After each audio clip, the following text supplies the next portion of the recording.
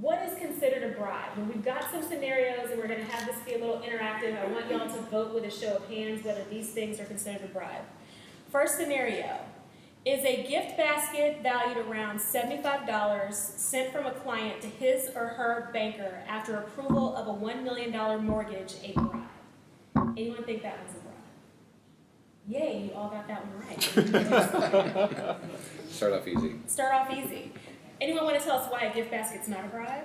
Either of y'all? Given the circumstances, a couple circumstances, it's post-transaction, so it's after approval of the loan, and $75 is pretty typical, at least in the banking industry. Anything under 100, we're kind of okay with. So those are kind of the flags for me as to why this wouldn't be considered a bribe. All right, next scenario. Is a client taking you to lunch at an expensive restaurant to discuss renegotiation of his or her rate on a commercial loan facility a bribe? Anyone think that one's a bribe? Why do you think it's a bribe, John? I mean, I think it depends on how much money they spend at the lunch. Or it might not. I would phrase it more as like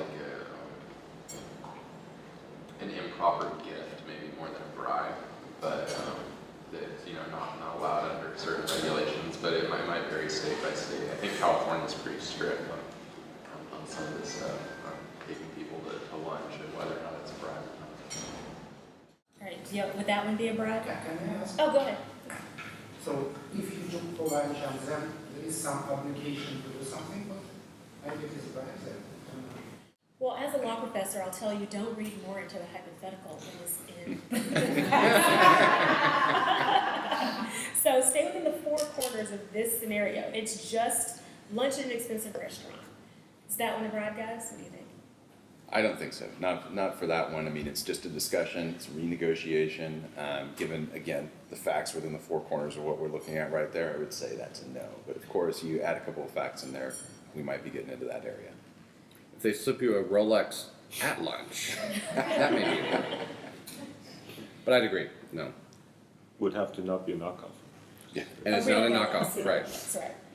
Right, our next scenario is a threat from a client to pull his or her deposits unless brokerage fees and or asset management fees are reduced, considered a bribe. Anyone think that one is?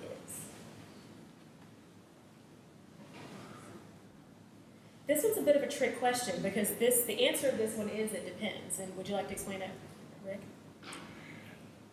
It depends on, yeah, basically, if balances, or AUM as we call it, assets under management, are tied to pricing in a formalized program, if a client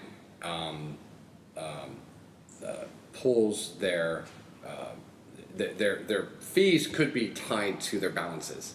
So lower fees would mean that they would have, low balances would mean that they would have higher fees. Now, if they were to say, I'm going to give you another $2 million for lower brokerage fees or lower wealth management fees, that's fine if that fits within your program.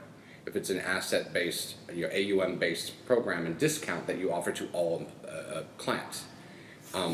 Otherwise, it's a threat, not necessarily a bribe. In my opinion. Do you agree, John? Or? I do, actually, yeah, I do agree. Yeah, it really does depend. We're straying a little bit away from the four corners, but it really does depend on how the programs are set up and how we would look at that as a potential bribe or not.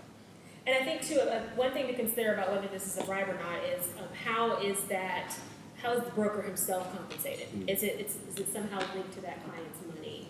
And that could make it even a grayer area if their compensation is linked to it. Yeah, so it goes back to the program, and your control in place is really the program and adherence to it.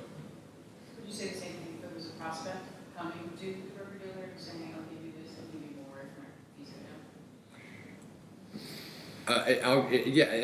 If the question is, I'll give you more money to get lower fees because that's within your program, and here's the tiering of the program, Right. Okay, so then that's fine. That's not bribery. So I guess one of the other As a prospect or a client. Okay. Yeah. So if it's offered to everyone. Then Exactly, yeah, there's- that's key. There's 6 tier levels, maybe trying to renegotiate tier levels. Yeah, exactly. Again, that could become a renegotiation with respect to your AUM. All right, and our last scenario is the promise of an all-expense-paid vacation from a client who is a travel agent in exchange for a better rate on a banknote, a bribe. That one's the easiest one, I think. Yeah. That one's pretty clearly a bribe. What's interesting about bribery, to me, here's the legal or not legal, kind of a layperson's definition. A bribe is any favor or something else of value provided with the intention of influencing the recipient to act in a way that benefits the giver through granting of a favor or something else of value. The behavior is typically illegal or dishonest as opposed to a legal quid pro quo arrangement or transaction. And when I'm explaining this to students, I say a bribe doesn't pass the sniff test, right? Like if it feels dirty, it probably is dirty. Right, like there's not a lot of, there is wiggle room, but things that are obvious are obviously bribes. What these guys do and what the program does is it helps you with those gray areas. It's the gray areas of the third example where, okay, if one little thing happens and it becomes a bribe, that's the hard part. If it were easy, none of us would have jobs, right?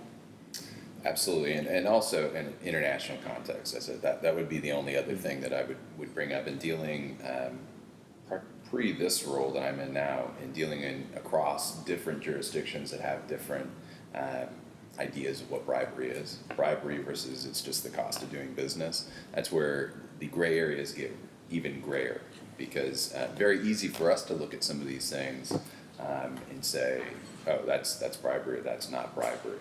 You move into other jurisdictions around the world, it becomes much, much more difficult, and very difficult for financial institutions that are U.S. or UK based to make those calls because they're off of different legislation. So it certainly gets. This is the easy if we're just dealing in the U.S. If we start moving beyond our borders, it gets much more difficult.